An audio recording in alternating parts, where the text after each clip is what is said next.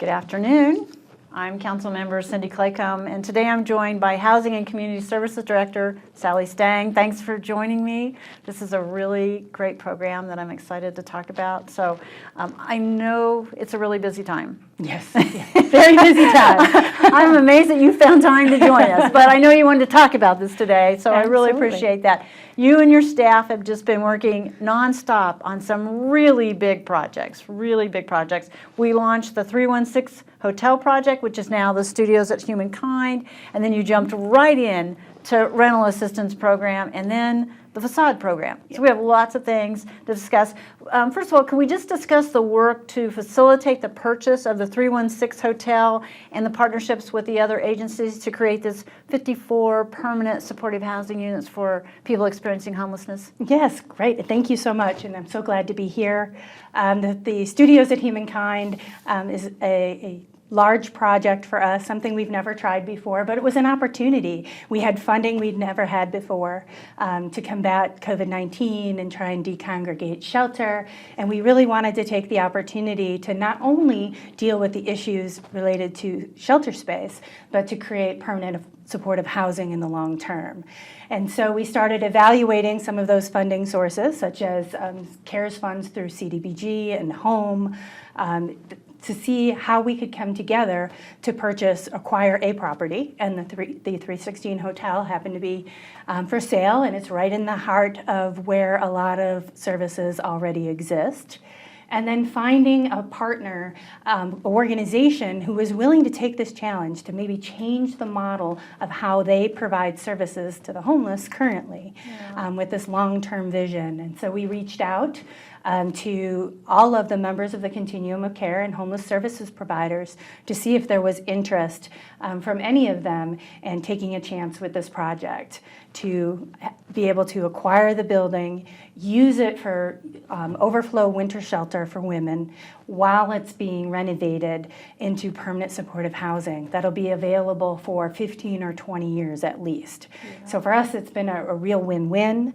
We were thrilled to have the board of directors at Humankind Ministries step up to the plate and say, you know, this isn't our wheelhouse. It's a little different than what we do, but we see how this could be a huge impact for the community. And they stepped up. We worked with Ascension Via Christi, and because they controlled the ground lease where the property is situated, and we jumped through hoops with HUD to try and make the funding mechanisms work. And in the end, it all came together. I really, at the time, it felt like it was taking a very long time, but when I look back, I'm just amazed at how quickly we were able to get that going. Yeah, it did seem at the time kind of slow, and then it went really fast, right?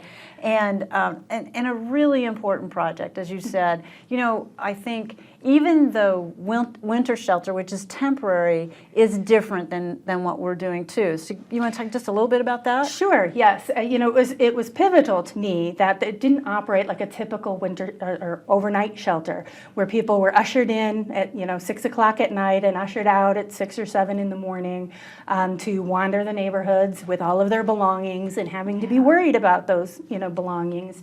We really wanted to make sure that it was a safe space that people could stay 24/7, work with caseworkers on site to try and overcome any barriers they have to getting into housing. Yeah. So really, just a really important project for people that are experiencing homelessness and helping them out of that situation. So I'm so excited for the future of that. Well, let's talk about the Wichita Rental Assistance Program, WRAP. We started out with $12 million, yes. Right?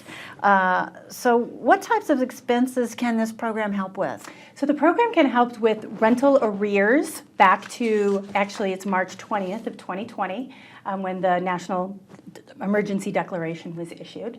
But it can also go forward and pay prospective rent. It can do utility arrears and prospective utilities. It's a little more challenging because you can't predict them. But for right now, for each qualified household, we can provide up to 12 months of assistance with rent and utilities. So if we go back 3 months, we can go forward 9. If we go back 6 months, we can go forward 6 months. This is really huge and different than anything we'd ever done before. You know, we were running the emergency assistance program, the state had the KEP program. All of those programs dealt with the arrears only, and sometimes we're limited in dollars, so $1,000. And it was really challenging for families who were really struggling, because even though they might get some help getting caught up, before they knew it, the first of the month was here and rent was due again. And so the fact that we can assist going forward, so long as there's still a demonstration of need, can help stabilize those families in the long term. And I think there's you know, we're seeing some gaps here in people's ability to pay for their rent and their utilities because of the impact of COVID. And so you mentioned families have to be impacted by COVID to be eligible for funding. What other qualifications do they have to apply for the program? Sure, they have to income qualify, which means the household income has to be under 80% of the area median income. For a household of one, that's about $40,000. But in the legislation, we're required to prioritize families that are under 50% of the area median income. So for a household of one, that's about $25,000 a year. Or households where someone was employed in 2020 and has been unemployed for the 90 days prior to their application. And so that's one of the complications to the program is we take applications by date and time, but we have to put those that have one of those two preferences up at the top. So, and then definitely documenting that COVID-related impact. One of the ways that the Department of Treasury, who's funding this, has made that a little easier is that if the household qualified for unemployment benefits, they've already met that criteria. Oh. We don't have to dig any further. Okay. But if they're not on unemployment, say that they were affected because their hours were cut or they had increased childcare expenses due to remote learning, we have to document that there's a COVID-related impact. Yeah. And so that can be a bit of a challenge. Yeah. So I am so impressed with the work that your staff's doing on this, because again, something you haven't done before, right? Right. And something that takes a lot of time and effort. I mean, just you describing this in terms of, you know, we have to check this, we have to check that, we have to check this. That's a lot of work on your staff's part. But I think, again, so important to helping people that are in need right now because of what we face in terms of COVID and the pandemic. Well, so if that wasn't enough, you're also facilitating the Facade Grant program. So can you tell us a little bit about that? Sure. The Facade program uses community development block grant funds. It's designed to improve neighborhoods and businesses that serve low to moderate income households. And so by investing in the facade of their business. And so it's a zero interest, zero payment loan, so it's deferred. It can be for businesses that have 5 to 20 employees.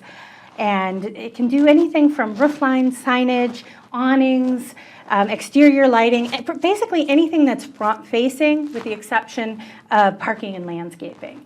And so we'll do loans up to $25,000, so minimum of $10,000, maximum of $25,000. We do ask that the business provide 25% match. So the smallest project that we would be doing is $12,500, but that can make a tremendous impact on a small business. It can, to really sprucing up, right, the front of their businesses. So that's great.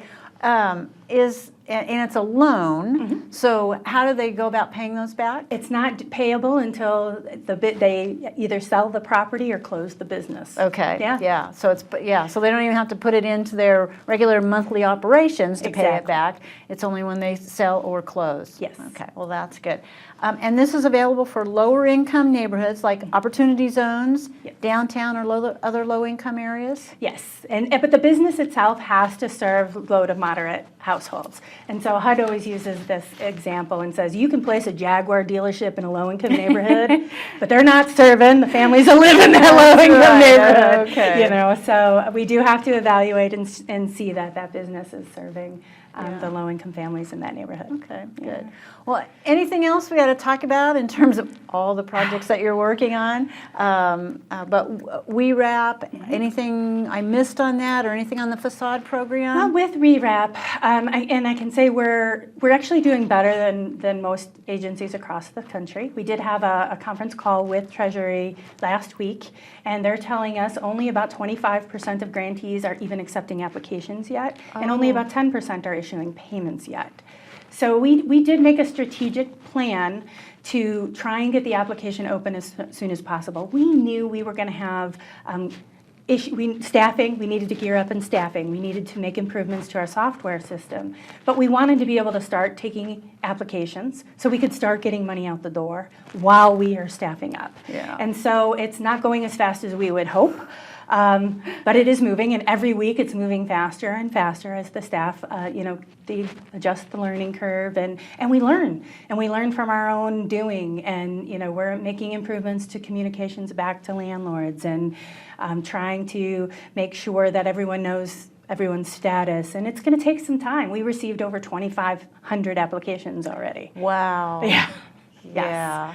It's a lot of applications, and like you said, the paperwork is complex. Yeah. And every situation is different, and it breaks our heart.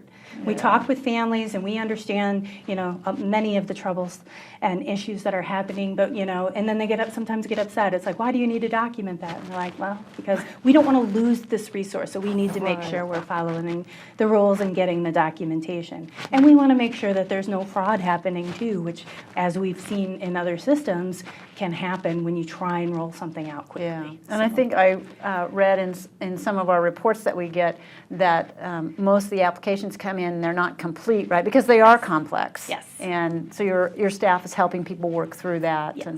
And the states do it, we meet with the state every other week with their program, which is very similar to ours. And they just opened for applications a week ago Monday, and they said the same thing. We met with them this Monday, and they're like, not one application yet has been full and complete. Yeah. And it was kind of disheartening, to be like, maybe this one.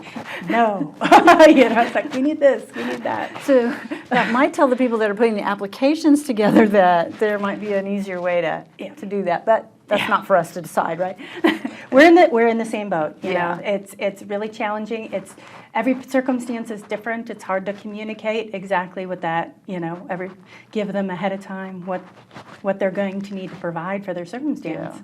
And so it gets evaluated. It's a lot of communication back and forth with the staff and the applicants and the landlords. Yeah. So, Well, yes. great. Well, Sally, thank you for all you and your team are doing. And thanks to our community for watching today's Facebook Live on housings, rental assistance, and facade programs. And as always, you can find more information at wichita.gov.